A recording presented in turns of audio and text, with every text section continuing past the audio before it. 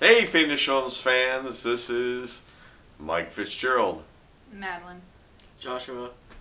our special guest today on the Fiends Review. And today we review the 1994 Phillip J. Roth film A.P.E.X, which is a complete misdemeanor. There is no apes whatsoever in this film. I don't know why she put this down. I showed them. Okay. I did the... Yes. Actually, if you check on the box cover, this film is quoted by the Seattle Times as being a cut above most time travel cyborg thrillers, which is a bit of a niche, so I guess it's safe to say it is. Of course, they're not actually cyborgs, so that's completely wrong. Yeah, they're... And what other films? Well, I guess at the time, in 1994 or in the 90s, there was a lot of cyborg films. In fact, I think the director Phillip J. Roth probably made a bunch of them himself. So I know one he says listed is called Prototype. So yeah, there's probably a lot of cyborg. I wouldn't call it a thriller though. I'd call it a snore fest. Considering you were almost asleep, yeah. Yeah, no, it was not very engaging. Time travel was, yes, part of the story, so that's true. And if you're wondering what A.P.E.X means, it stands for Advanced Prototype Extermination Unit. We'll get into that more. One of the things I did enjoy what we did with our last VHS review was, and unfortunately probably more entertaining, trailers we saw. Yes. Do you remember? We saw a trailer for a movie. Night of the Demons. Night of the Demons 2. Dos. Yes. Alright. Sorry, I forgot. And then the other was... Oh, you're blanking out on that.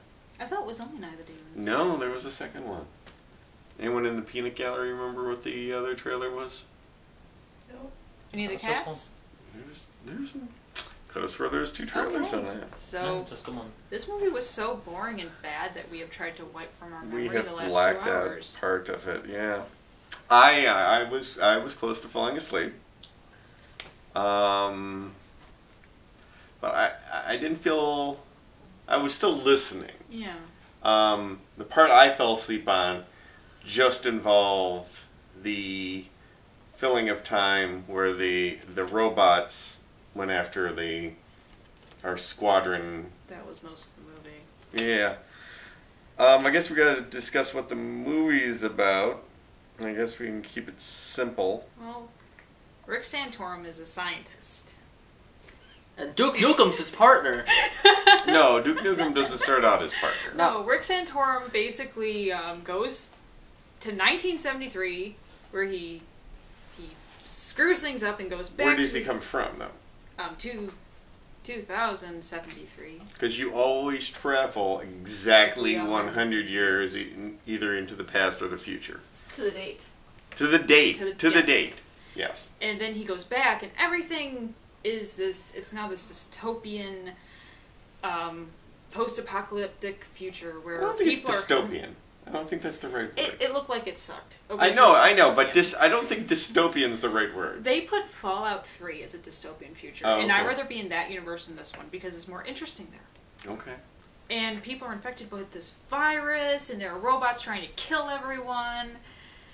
So he joins. So in this other future, he is a soldier with Duke Nukem and some other guys, including Mr. Whiny Pants, and they're fighting robots. Okay. And they fight robots. They go to the place, try and fix things, and they fix things, and they fight robots, and people disappear. The robots were the best thing about the film. Yes, the robots were really well done, and the paint job on them was pretty amazing, and they looked like they belonged in Doctor Who. That just was something we all agreed on. Like, those really would fit into Doctor Who. The robots had a great design. Spent a lot of time trying to figure out how many they actually made. We're thinking 2 or 3. Well, the third one in that shot was in a long shot, and they did have parts of one they blow up. So yeah, we'll say 3, but I wouldn't mind getting my hands on one of them. No. It was it is a really cool design. I like the sound effects for their gun arm. Very noisy. It's got robots. but back in that time, all robots made a lot of noise. That's Right. how you had identified. That's how you knew it was a robot. That sold. That sound was about selling the idea that it wasn't just a man in a suit or a ballerina in a suit, as you suggested, or someone suggested. There was something I watched, and it was like all these monsters were really just ballerinas in these suits, because that's the only people that could fit and move in them properly. They were short robots. Sure. Okay. Well, you imagine you'd have a shorter or thinner actor to be comfortable, and there's a lot to the suit, which you can see because I'm sure we've put up a picture by now. But they were cool suits. Got the missile launcher. A CD player that came out of the tummy. Okay, yeah, it's got the CD player, which has the command information, which is used as a way to destroy one of them when he puts his music CD in it, and it's like, well, that's how you can tell your music sucks. Yeah. Blows up. It's a Nickelback CD or something. Yeah, I like how we know enough more about how computers work, and even robots, which are just, computers, would work. And all I can think now is like, well, if you put a music CD into a computer into the drive, it would either A, play it, or B, tell you this format is not compatible. But the music starts playing through I guess the robot doesn't run on Windows, or I don't know what the robot runs on. I mean, it's just bad. The music starts playing through the robot, there's which nothing is a weird wrong scene, with and it's there's like, nothing wrong with the robots. Like at first, I thought it was gonna dance. Like it was like you put in the dance code, and the robot's just gonna sit there and groove. I will agree. Look, we're not going to blame this film on the robots. No, the robots did a great job. The robots did. They were actually better actors. The robots did the best acting in the films. They walked around, needed to know where they needed to be. Of course, the one robot that first enters the time portal, he did appear to be doing the robot. Yeah, he was having a hard time. He was having a hard time. He was new. Okay. So, Sinclair, Rick Santorum. Rick Santorum is they're exploring the past using robots. Yeah. That was the idea. We had confusion in the beginning. They sent a robot back. There's an error. There's a problem with that robot. They blow it up from their. Oh no, he doesn't want. Rick Santorum doesn't want to blow it up because there's a family. They sent it to the past, but they sent it to the Mojave Desert where there's their landing place for the road. There wouldn't be anyone around. Rick Santorum, it's a triangle, jumps through the time portal or Stargate looking thing to stop the robot. So the family's not killed, but by him going back, we later find out that he had carried with him a virus. Yeah. Which, when he returns to his time, that virus and is that what caused the paradox? Yeah. Yeah, I guess so. The movie was also confusing. That was a little confusing. There was some source of a paradox because of them sending the robot back in time. Right. So when he returns, the timeline's different, where the center he's come from is all automated and continues to send out robots to sterilize the timeline by killing everybody because of the virus. You could say that, but some of the people who weren't infected were even targeted to be. They were just going to kill everyone. Okay. They didn't care. So. Healthy, sick, you're dead. So the paradox thing doesn't make any sense to us, but none of it's really important because we have Rick Santorum in the alternate timeline who has to get back to the command center in this timeline to stop the time paradox. And to do so, he needs the help of Duke Nukem, Whiny Pants, Babyface, and his wife. His wife. Who has She's the so disease uninteresting that we didn't even and come up with a battle name hardened. for her. Oh no, I'm sure we got Natasha. Natasha. Oh, yeah, Yeah, Natasha. Natasha. He says that a lot. He starts the film by saying It is his Natasha. password. That's my password, Natasha. Natasha. Wow. Natasha had cool boots. Everyone had cool boots. Yeah, everybody had. But you first noticed it when she spends most of the film like this. Well, we first see her like that. And she takes up that pose again and again. Okay. And I know you and my wife also thought that the original timeline version was probably subservient. Well, the way because she kept a clean this is house what and he- she was, No. lying in bed.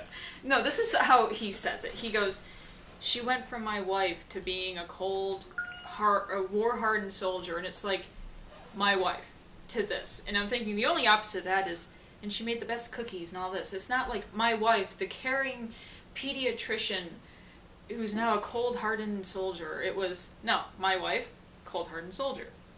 There was no other, characterization of this person. Well, we didn't get to spend enough time with his wife in the beginning. Right, she was naked the whole time in very clean white sheets. We don't even know she was naked. They She had was sex. she was under the sheets. We It don't was know. implied they had Did sex. you see how thin those sheets were?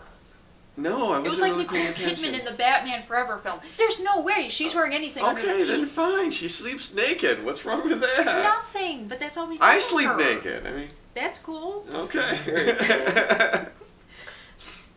He shows possession. I don't think she feels like that. No, I sleep naked too. What about you, Josh? Josh, do you sleep naked? No, I don't No. actually. Well, No, you I don't don't- need to do any more. He's So no. only people who sleep He wouldn't naked want to can sleep. do He it. wouldn't. I'm not a rebel. Yeah, yeah. Come on, Josh. I don't like the breeze. Everybody okay? else is sleeping naked. The breeze. All right, let's go through it. I know her answer. We just wanted to tee him Okay, up. wait. Let's ask Ghost Jim.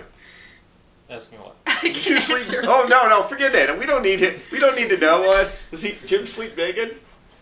Yes, there we go. All I right. get yelled at. So Jim's gonna. we're 3 out of 5. All right, which is I'm still stopping which is recording. related to the He's film. gonna So. beat me All up. right, so Um, so what else we got going? So, okay. Rick Santorum in the alternate timeline, the dystopian future where the robots are killing everybody, and they're gonna die anyways because there's that virus. Leads the expedition of his team to go back to the alternate version that has the control base where he can fix everything. And once he gets there, you know he's going to fix everything because he's got all the computers and stuff and the time gate. At which point I completely tuned out because I know, well, he's going to go back through the time gate. yeah, it's like, oh, these solar panels, and oh, we won't be back for 60 days, and you think that could 60 cause hours. 60 hours, which could cause problems because they're in the desert, dehydration, they have no food, there are these robots after them. All these things would happen, but they seem to come back, and they go back They and were come back back without rather any quickly. problem whatsoever. Oh, in the movie they had it wrapped in. In the stuff. movie they do. Well, people were disappearing by this point, so let's not forget that. Yeah, people just kind of disappear because of this whole time thing. Yeah, I don't think that's... But I don't think that the people disappearing was necessarily related to him having gotten to... He doesn't change time till he Right. goes through the portal again. So that doesn't explain why people were... Yeah. It was disappearing. the paradox trying to fix itself. You know, we forgot to mention the commander. Oh, what's... No. Oh, okay. Oh, the guy who I thought was related to Danny Glover? There's... Yeah. There that is Rick Santorum in his Not Danny original Glover. timeline worked with No. what? I bet it's Marcus. Not Danny Glover. Not Danny Glover. Yes, I bet it's. I'm gonna guess it's just. He was in. He was in Blade. The movie. No, that's like the television series. Who does that look like? That's Blade. That's the movie Blade. Trust me, I know the movie Blade. Of course, we don't have a picture of him, but Marcus. Well, Aurelius. Yes. The thing was. Sorry, Marcus. That we Rick Santorum worked with the guy in his original timeline, and in this time, in the post-apocalyptic future with the cyborgs and the virus, he leads the group of survivors. And the only interesting thing about him is The fact that he says normal, like nominal. Nominal. Nominal, something like that. That's the only interesting Nominal. thing. Okay. Because at one point, Rick Santorum's like, does everything seem normal? And he's like, nominal? What the hell's wrong with you? And it's like, Nominal. alright. That was good. Oh, big problem. So we know it's a time story has to do with time travel. Once he knows that there is the control center to get back to, he can fix everything. His alternate version of his wife's in danger in an early scene. He saves her, and all I can think is, well, he doesn't need to focus on saving her. He needs to keep himself alive so he can get to the center to fix everything, and it won't matter if this alternate version dies because he'll be going back to his own timeline. right. Which is exactly what happens, because eventually she does die. She gets shot in the tit by one of the A.P.E.X. Right in the boob. Right in the there. boob. Actually, that was like the best thing. Not her being shot in the tit, but anybody who got shot. Like the character we wanted to see get shot Disappeared. He just disappeared while humping the air. Oh yeah. He's just thrusting. He's like, "Yeah, I'm awesome. Look what I did," and he disappeared. That's the image I'm gonna use as the still, right? You doing that? Okay. She always complains about what images I use to promote this, and it's gonna be the one where she's doing this. Okay? Well, okay. he blew up zoom in on that? He blew up a robot. He blew up a robot. Which, by the way, what he used needed charge time, but there was no charge time. Oh, Well, the first time he used it. The first time he used it, he needed charge time. But so it's like, they- okay. And then he's all happy, like, yeah! They reference Like, I did it! And this guy's like, yeah, way to go, whiny face! And it's like, he just disappears. Well, that's the large weapon that he's carrying throughout the film. He uses twice. It's a very large. 3 times It's a very large weapon. because they used it in the At very beginning. But he didn't But use when it. he moves, it does appear to be very lightweight. Oh yeah, it's Like definitely when- made out of cardboard Yeah. or something. Oh, and speaking of him moving, your favorite scene, probably your guys' favorite scene of the film. Him running. He held up his gun in the air like this, running from explosions. It was the best scene. I was impressed because it was a real explosion, a real cinematic explosion, and he doesn't outrun the explosion at one point. You see the blast stuff and you think, go by him. It's like, wow. No, Whiny Pants is dead. Oh, I didn't think and he Whiny Pants isn't died. dead. I didn't think he died, but I just thought. I wonder if when they shot that he thought he was going to be running faster to outrun the explosion because he didn't. Wait, Marcus Earls. Oh. That's Taylor. Oh, okay, that's Taylor. Okay, Marcus is actually Mr. Whiny Pants. There's not even pictures of these people. I wouldn't want a on picture of me online IMDb. either if I was in this movie playing that character. Oh no, Gunny died early. Yeah, apparently a lot of people from this film didn't go on to other, No. or at least haven't bothered to update their IMDb. Mitchell Cox, who plays Shepard, who we referred to as Duke Nukem. Richard Keats, who is Rick Rin Santorum. Santorum. He looks just like. And honestly, if you suffer through this movie, that is one way to make it really entertaining. Pretend that is Rick Santorum, and that is Duke Nukem, and they have joined forces to fight robots and save the planet. Oh, transport leader. This reminds me. They had the I don't know why. I think I Rolling tried. Thunder. Yeah, I called it Rolling Thunder, but they had the transport from the classic George Papard film Damnation Alley. That was cool. Yeah. Oh, okay, so the guy you call Sergeant Whiny Pants, we don't get to see the one guy we do want to see killed because he complains about everything that happens That in the is film. Mr. Yeah, whiny. Everything that happens in the film, you do not get to see killed. He just does. They use the old morph, where you have the two pictures and then transition by this kind of a morphing effect from one to another to eliminate characters from the film. He's the only one on the main team that this happens to. It's very dissatisfying. We don't see the young guy. Oh no, the gets young blown to guy. Shreds. Well, no, you don't see him get. No. But the young guy just stopped the one A.P.E.X. by putting the CD in him. Yeah. And then another A.P.E.X. walks around the corner, and he's standing at a corner. And instead of dodging around the corner, all he does is go, no! Which, in that amount of time, the robot had plenty of time to, you just see from the robot's perspective. It's like Troll 2 length of, the robots are killing them, and they're gonna kill me, oh my god, and he could have fallen down. Yeah, He could have fallen down, and he would have been undercover, and he would have been completely safe, but no, just stand there and yell no. But I think the best death was the shepherd, the Duke Nukem death. He's gonna stop Rick Santorum from activating the time portal. Just because his captain told him to and didn't give him any explanation as to why, really? But another A.P.E.X. pops up, shoots him, and you get this cool double squib effect right through the gut. So you got the explosions out the front and the back. It looks really cool. It's the best thing that happened, visual effects wise, other than the actual robots. So the actual the kill shots. The 2 kill shots and the robots were the best thing about this movie. 2 kills and the robots, yeah. Well, there would have been more, but the robots were inaccurate as hell. Yeah, why did they? Yeah, also, the robots were cats attacking the tripod. Yeah.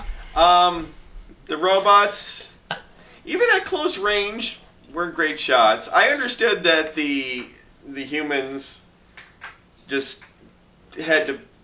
The robots were well armored. Humans had to use a lot of ammunition to crack the shells to defeat them. The robots had these big arm cannons, not very accurate. Yeah, they shoot like 10 feet behind. Well, the first time they attack them, their original teammate Gunny actually fires. Was it the weapon that Sergeant Whiny Pants was using? No. Like at least, or a different weapon, about 10 feet. In front, it's just obvious from, and this is on the VHS edition, which I don't know. I'm sure somebody's put this out on DVD by now as part of one of those like 10 packs you pick up at Walmart. I don't think you would make it on one of those. Oh, I bet. I don't think Walmart would sell this. It'd be like, this isn't good quality enough for us. Walmart. Well, it'll be on. That's what they do nowadays. They take 10 crappy movies and they put it onto a 10 pack. You know, now and then I've gotten a good movie out of those. Yeah. So, I don't know what else to say about this. Can we talk about Taylor, Mr. Whiny? Okay, you can talk about him all you want. Okay, there's a lot of scenes in this that really go nowhere, where you think, oh, this is gonna go somewhere, and it doesn't. They just leave it. They get hit with, I guess, raiders. I don't even know what they were. I guess they were some type of raider, like in scavengers, like in Fallout. And this guy freaks out. He is a trained, hard military soldier, and he freaks out and starts screaming and just blowing up things and whining and. I said that during that part too. You missed. Oh my! All of us were sitting here going like, was one of them a xenomorph? You know what was going on? They were just and they're easily taken out by the soldiers. But this guy, I mean. You would have thought it was a giant mutant spider or like something actually horrifying, but no, it's some scrawny little scavenger. It's because he wakes up next to a corpse with a knife in its face and he freaks out. That's why? Yeah, Or like, if he's just a because baby. Duke He was. Nukem threw the knife in the dude's face because he took Whiny Face's gun.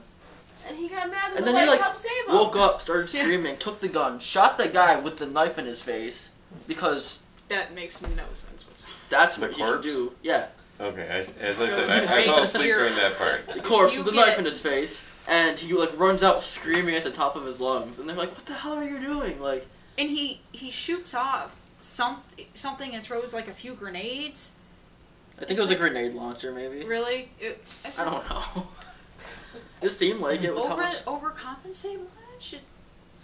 and he shoots off at one guy, like not a few of them, just one running away. It's Yeah. like, And okay. he freaks out. And this whole movie, it's like they can give him any order, and he's going to throw a hissy fit. And it's not, he throws an adult temper tantrum. It could have been, "Hey Taylor, go drink that delicious milkshake over there that is made with your favorite ice cream." "I don't wanna." No. Go up on the roof.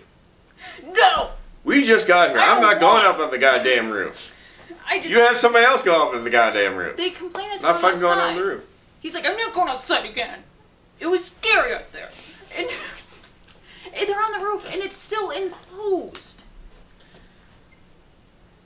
He's like, And they're like, "Oh no, these panels aren't working. We have to go back." "I don't want to go back." No, we need a circuit because we had to go back to get a circuit. Right. A circuit.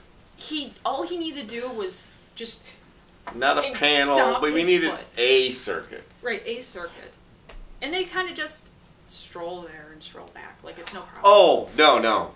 This reminds me, and this is the most painful part of the film. After Rex Santorum leaves his wife, who spends the day in bed and cooks and cleans, he goes to work where everybody does nothing but talk senseless technobabble. It is completely. Oh, God. It's like Oh. it wasn't even coherent. You could be a world-class engineer. They were No, not saying yeah, anything. this is like, it's almost like they forgot their lines, and they said something that sounded intelligent, well, I think but it wasn't. I think the one actress, The one with the hair, the funny ass like hair. yeah, the one female in that scene, she knew her lines. She just had no idea what she was saying. So she just said her lines. The blank, the blank, the blank, blank. It We was. need the blank, blank. It was. And it was gibberish. just, and I think I'm sure she's a fine actress, but if you don't know what the lines mean, because they're gibberish, it's kind of hard to act. There weren't any. We're gonna need to contain the sub-processor, or we're gonna suffer a terminal overload. It was just nonsense dialogue that doesn't mean engage the viewer because you have no idea what it actually means. Right. I don't know if you noticed, but she was actually in the scene where his wife, Rick Santorum, Yeah. puts the knife Yes. to his throat. Yes. Yeah, she's also in the she's- alternate Yeah. future. But again, As infected. That They was like don't- 5 seconds. touch upon her again. Like, that's the only time they touch upon her Yeah. at all. Yeah, she's just there and she's like, "You're a jerk" or something. She I'm trying to sleep! I'm trying to sleep. Go away. But, A lot of whining in this movie.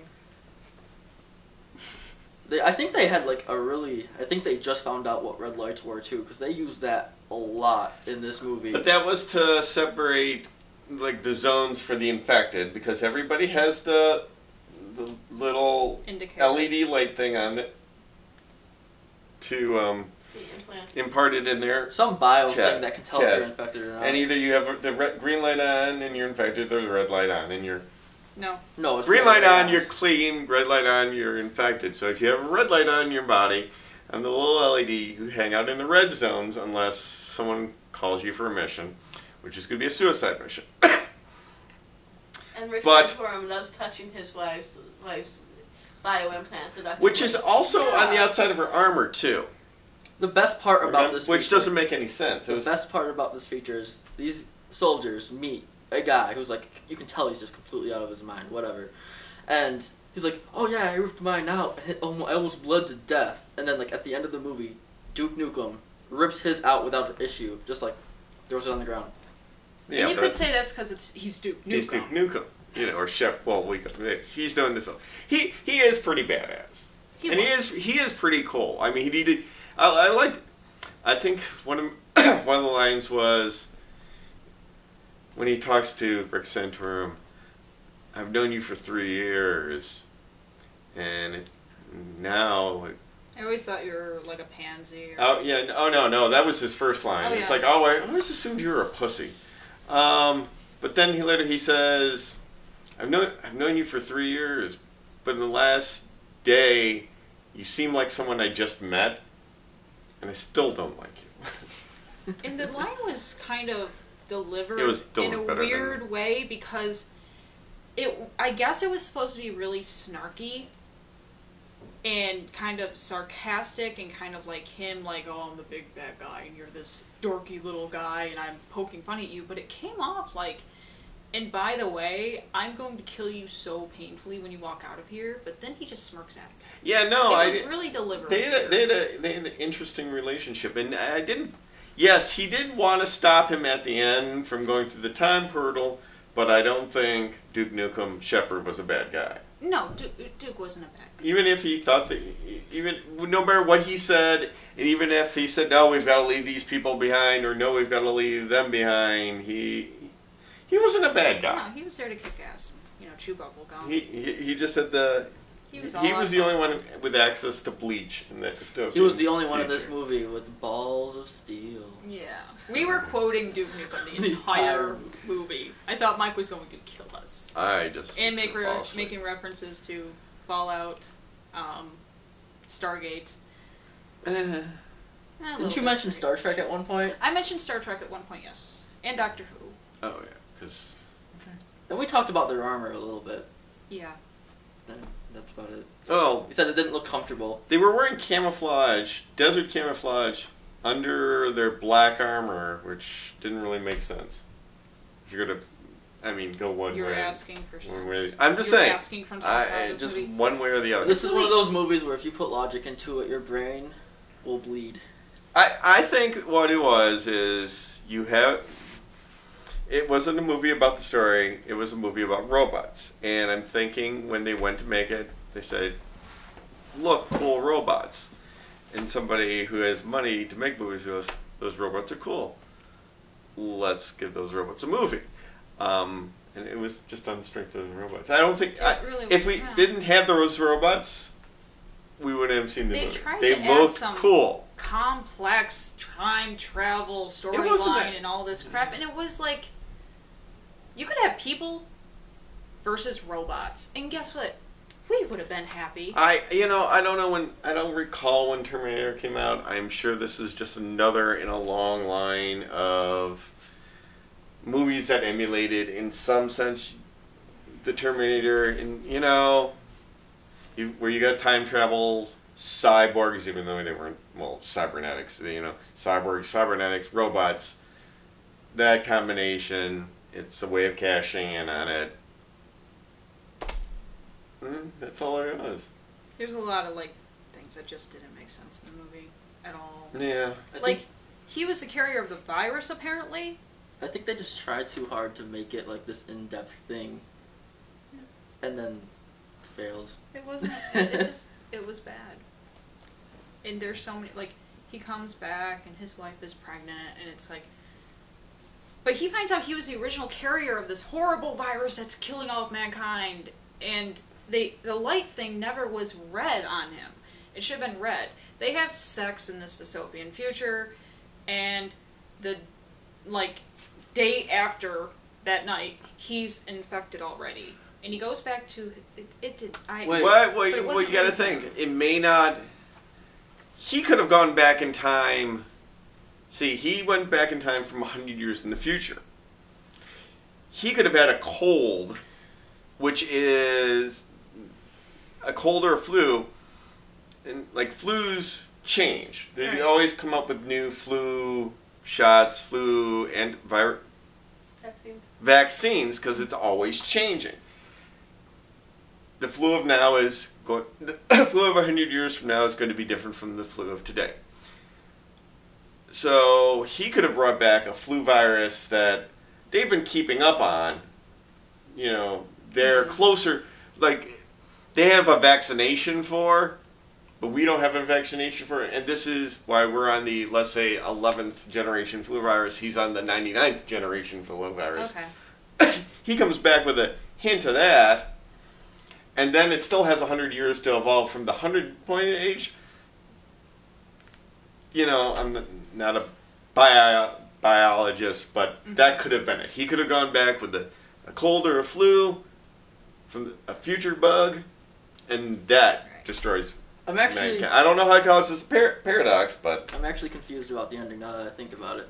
Because if you remember, he goes through the portal, and then the guy's like, it's coming from him now, the guy in the lab, who was him. And he's like, I met myself that day. He sacrificed himself and his world. And well, I remember, and I also remember that time of being him. Yeah. So there's like overlapping versions of him. Like it goes from time travel to almost being a different universe. I kept thinking of Justice League, where they had the kind of like this other alternate universe where the Justice League were actually bad guys and things like that, and they kind of meet up with each other and fight. But I don't know. This movie didn't know what it wanted to do. We're going with a parallel universe theory of time travel there. You don't actually travel in time, you travel to a parallel universe, and you have the appearance of having traveled in time because of the difference. Yeah, and when he comes back, if that is true, and he's still in the same universe, all of a sudden he's not. Okay. He starts in one, moves to another, but it's not actually even him. Think of it. Well, no, it's not his same physical body, so he didn't change. His mind might have moved. Mm-hmm. So he never left his timeline. His mind moves to one timeline and attempts and sees how horrible things are there, attempts to change things, and didn't because when he comes back through, he stops things in one timeline, but in that timeline his wife's pregnant, so he never went back and changed anything. But then again, the original robot... No, I've been beyond confused. I have no idea what's going on. We went from A to B to C. That's what I'm saying. How do we prevent time travel? Oh, yes. What was the lesson? I said this, like, maybe midway through the movie. I was like, you know what would have stopped any of this from happening? Not going back in time. To 1970. No, anywhere. Just not going back in time. Do not break the timeline of anything. Don't. Okay. Robots will appear and bad things will happen. But his reason, like he says, his whole reason for doing all this is his wife. This is a person we know nothing about. We don't know how they met. He doesn't even really give a reason why he even likes her. She's my wife, so I love her. I mean, they have about as much chemistry as Bella and Edward, where I like her because she smells nice. At least... And I like him because he has amber eyes. At least Edward and Bella... married her?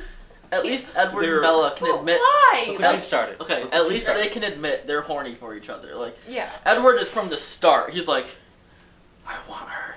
And then Bella's like, okay, no, I want him. No. That's totally how it starts. We are not talking about Twilight. That's how it starts, though. We are not, but that's basically what it is. We are not talking about Twilight on my show. I don't care. That's basically what it is. Okay, but my point is the chemistry between these characters. Like, we are supposed to care that this guy meets his goal. You would have liked to see the wife better established earlier on in the film. That would have made the scenes with the alternate wife more poignant to you. Actually, there's a conflict between him and his future wife. Or the... Yeah, she doesn't remember him. Or the reason for the... Like, if you want me to care about a character getting back to the love of his life, give me a reason to care. I did not care. Honestly, everyone could have died in this movie, and I would have not cared at all. In fact, a lot of them I wanted to die so the movie would end fast. I think that's asking a lot of this movie. But you can... Okay, there are movies that have established a very deep relationship and a very loving relationship within a matter of moments. And you could have done that. All it was, like, I need my wife back. I need to get to my wife. I need to change the time continuum to get back to my wife. I don't. I mean, if you look at the rest of the writing in the film, I don't think that was possible in this film. There was really no characterization. Why did they send that robot back in the first place exactly? To explore us when things went horribly wrong. Okay, but he went back to save that family. Yes, Santorum did. Okay, and I just don't, like, he didn't, like, trust the self-destruct system, because we said that before they even mentioned it. We said, well, they probably have a self-destruct system, and that's why they don't send back another person. Well, he went back to stop because he didn't want them using the self-destruct system and killing the family. No, he didn't. He went to turn the switch off, and he got pulled back. Yeah. Oh, okay. The generators. Which, yes, put the off switch right next to the portal. To the door, yes.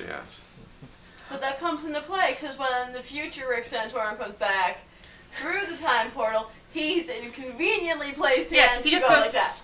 My wife's doing this, like. And I don't You even can see her get even though how she's he off went camera. back, because, like, he said overwrite, like, something code this, and, like, a portal just opened up. It's like, 2158. 158. Because we were expecting now to. because he was about to get killed by a robot, another one that was sent back in time, and then, like, portal just there. No explanation whatsoever, just there. Oh, and and we gotta mention, because it's important, apparently, when the robots are first introduced, the robots are stored beneath the time command center. When you see them beneath the time command center, it's all lawnmower computer animation, virtual reality. They lift out and they are showing us the product details for the A.P.E.X. robot shown in computer animation.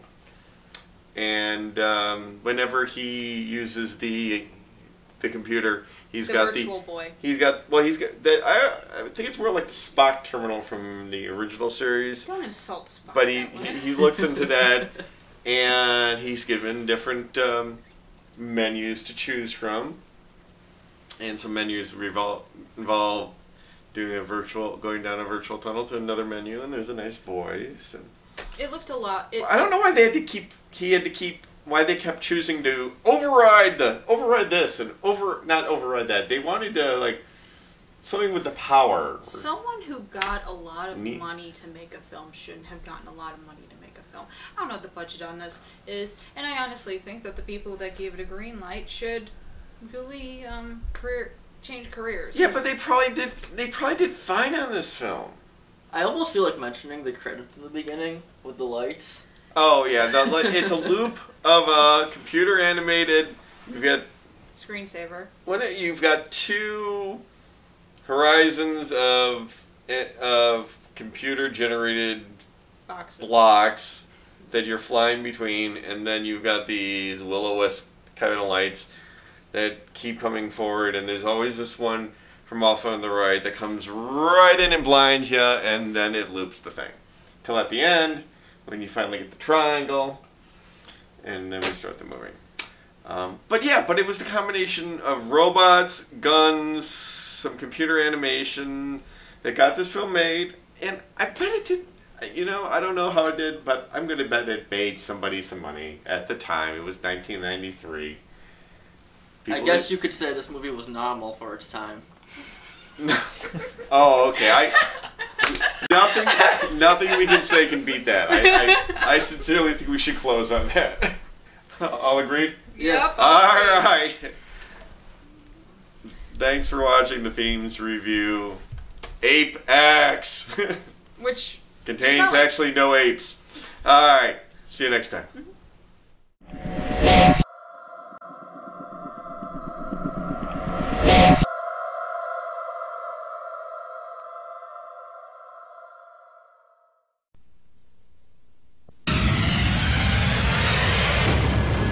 In the year 2073, the leaders of our world have devised the ultimate extermination unit. But when something goes wrong with the experiment... Target area. East Mojave Desert, no recorded settlements. The machines they have sent into our past... Warning, you have 4 minutes until portal termination procedure. have altered our future I'm losing control of the probe. What's wrong? Something's coming back through. and taken over the world. What the hell is it? The unit will eliminate everything in the target area, including Dr. Sinclair. May God help us all. Now, one man must travel across time Where am I? What? What year is it? to stop the machines that were programmed to annihilate the human race in a battle to save our future world.